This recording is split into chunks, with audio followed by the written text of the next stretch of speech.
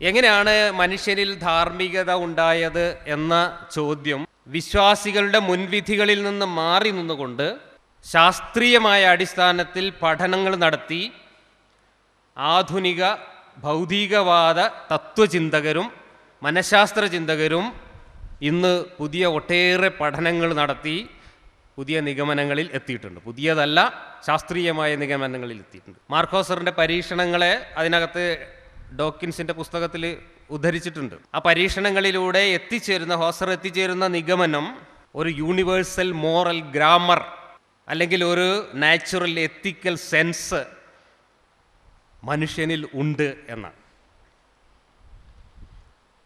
ആ യൂണിവേഴ്സൽ ഗ്രാമറിൻ്റെ ഭാഗമായി നാച്ചുറലി നമുക്ക് കിട്ടിയ സെൻസിൻ്റെ ഭാഗമായി വന്നിട്ടുള്ള എത്തിക്കൽ വാല്യൂസിനെ സാമൂഹിക ജീവിതത്തിൻ്റെ അനുഭവങ്ങളുടെ അടിസ്ഥാനത്തിൽ വികസിപ്പിച്ചെടുത്തതാണ് ആധുനിക മനുഷ്യൻ്റെ മൂല്യസങ്കല്പങ്ങൾ.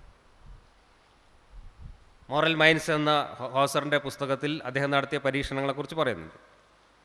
അതിലൊരു പരീക്ഷണം നിങ്ങളൊക്കെ വായിച്ചിട്ടുണ്ടാവും.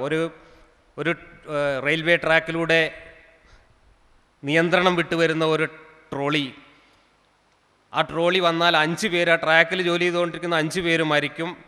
പെട്ടെന്ന് ആ ട്രാക്ക് വേറൊരു ട്രാക്കിലേക്ക് മാറ്റുന്ന ഒരു ലിവർ വലിച്ചാൽ ആ ട്രാക്കിലിരിക്കുന്ന ഒരാൾ മരിക്കും.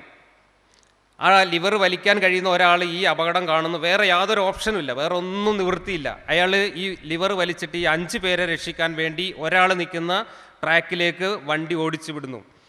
അയാൾ മരിക്കുന്നു. 5 പേരെ രക്ഷിക്കാൻ ഒരാളെ മരിക്കാൻ അനുവദിച്ചുകൊണ്ട് നടത്തിയ ഈ പ്രവർത്തനം മോറലി ശരിയാണോ എന്ന ചോദ്യം ഒരുപാട് ആളുകളോട്, വിശ്വാസികളും അവിശ്വാസികളും പലതരത്തിലുള്ള ആളുകളോട് ചോദിക്കുന്നു. ഏറെക്കുറെ എല്ലാവരും ഒരു ഉത്തരം നൽകി എന്നാണ് അദ്ദേഹം ആ പരീക്ഷണത്തിലൂടെ കണ്ടെത്തുന്നത്. എന്താണ് അത് മോറലി ശരിയാണ് എന്ന്. എന്നാൽ അതേ ലോജിക്ക് ഉപയോഗിച്ചുകൊണ്ട് വേറൊരു ചോദ്യം ചോദിക്കുന്നു.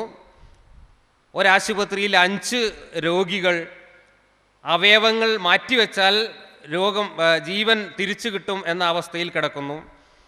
അവിടെ മന്ദബുദ്ധിയായ വേറെ ഒരു പ്രയോജനമില്ലാത്ത ഒരു മനുഷ്യൻ, ജീവനുള്ള ഒരു മനുഷ്യൻ നിൽപ്പുണ്ട്.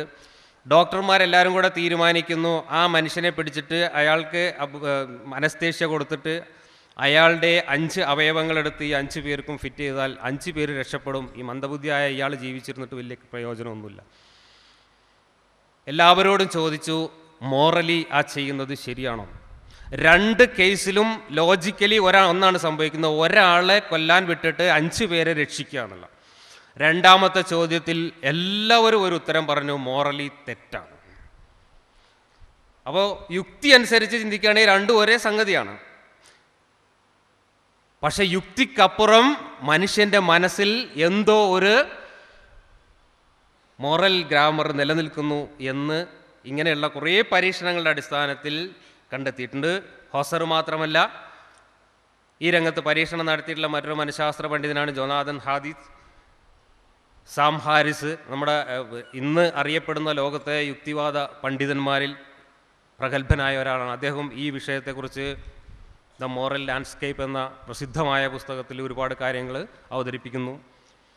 പോൾ റോസിൻ, അദ്ദേഹം ഒരു സൈക്കോളജി പ്രൊഫസറാണ്. അദ്ദേഹവും ഈ വിഷയത്തിൽ ഗവേഷണങ്ങൾ നടത്തിയിട്ടുള്ള ആളാണ്.